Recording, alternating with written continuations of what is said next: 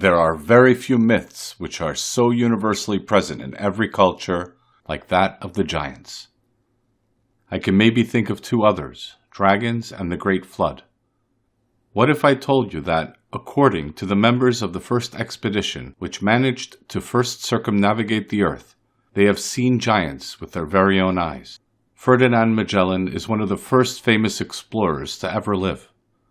Back in the day, the expedition to circumnavigate the earth started with his leadership, and it included 5 ships and 240 men. Antonio Pigafetta was one of these men.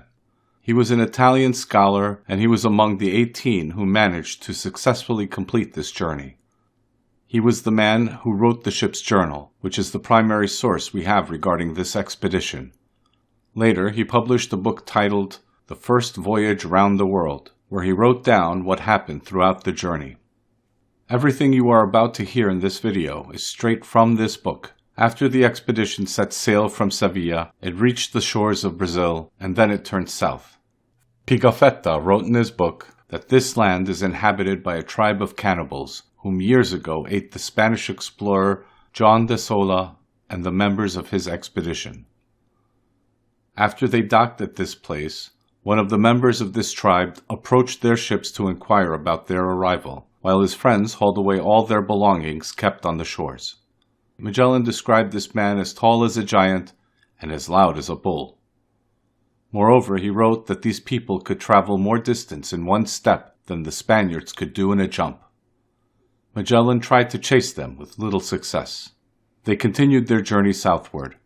Pigafetta wrote that at around the 49.5 longitude, or somewhere around there, they stopped at a natural harbor to wait out the winter. It took them 5 months. 2 months passed fairly uneventfully, until one day they spotted a naked, painted, dancing giant on the beach. Magellan, as the brave leader, decided to go there himself. And by that, I mean he sent one of his sailors to contact the creature. After the sailor approached the giant, he tried to mimic his singing and dancing, which the giant took as a friendly gesture. After this, the sailor led the giant into a small nearby island where Magellan and a few of his men waited. Pigafetta was there too. He described the giant with the following words, quote, "He was so tall that the tallest of us only came up to his waist. However, he was well built. He had a large face, painted red all around, and his eyes were also painted yellow around them, and he had 2 hearts painted on his cheeks. He had but little hair on his head, and it was painted white." Close quote. If this description is accurate, then that means this person had to be between 3 and 4 meters tall, or around 10 to 13 feet tall. Moreover, Pigafetta wrote that his clothing was made of the skin of an unknown animal. He describes the animal, and it's pretty obvious that he's talking about a llama or an alpaca. The giant was also carrying a curved bow with feathered arrows. These arrows, however, did not have metal heads. Magellan gave the giant multiple gifts, including a mirror. According to Pigafetta, when the giant gazed upon his own reflection, it scared him so much that he fell back, knocking over 3 men. In my opinion, this sight must have been quite funny. Afterwards, the expedition members encountered more members of his tribe with a similar stature. Pigafetta wrote the following of their women, quote, "These women are not as tall as the men, but they are very sufficiently large. When we saw them, we were all amazed and astonished, for they had the breasts half of an ell long." Close quote. If this won't convince you that this story is true, then nothing will. These people were named Patagonians by Magellan. According to Pigafetta, this word derives from the Portuguese pata, which means feet.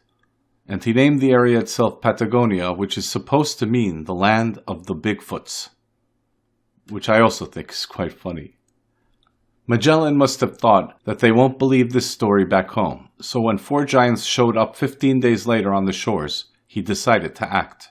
He invited them over to his ship and gave the 2 older ones so many gifts that they could barely carry them. As for the 2 younger ones, he gave them bracelets, which were actually chains. After they saw two of their friends getting chained, the two older ones understandably got angry. But Magellan's men managed to overpower and subdue them, using their numerical superiority. Based on Pigafetta's writings, it seems to me that Magellan only planned on taking the two younger giants with him to Spain. Apparently, one of the chained giants begged Magellan to let his wife come with him, so Magellan sent the two older giants with an escort of Spanish soldiers to bring back their friend's wife. On the road, the two giants managed to escape and injured one of the soldiers following them with an arrow. The soldier died shortly thereafter. There wasn't further contact with the giants after this incident. It seems the two captive giants were kept on separate ships. One of them was held on the San Antonio, whose crew mutinied when the expedition passed through the Magellan Strait and they turned the ship back to Spain. The fate of the giant on the ship is unknown. The other giant was kept on Magellan's ship, with whom Pigafetta talked multiple times. The members of the crew baptized him and named him Paul. Unfortunately, when the expedition reached the Pacific Ocean, they couldn't have known that the passing will take them 4 months. In these 4 months, multiple members of the crew got sick, and 19 of them, including the Indian prisoners as well as Paul, had died. I think all of you have heard about Magellan and his expedition, but most of you probably haven't heard about the fact that according to the members of the expedition, they encountered people who were 3 to 4 meters tall in what is today Argentina. Why is this the case? Here you can see the Wikipedia article about Magellan's expedition, more precisely, where it talks about the 5 months they spent in Patagonia. It seems to me that something is missing. Why? According to the official explanation, which is not easy to find by the way, Magellan didn't run into giants, but rather into an Indian tribe where the average height was over 180 centimeters or 6 feet. And these comparatively short Europeans later exaggerated their height to around 3 to 4 meters tall.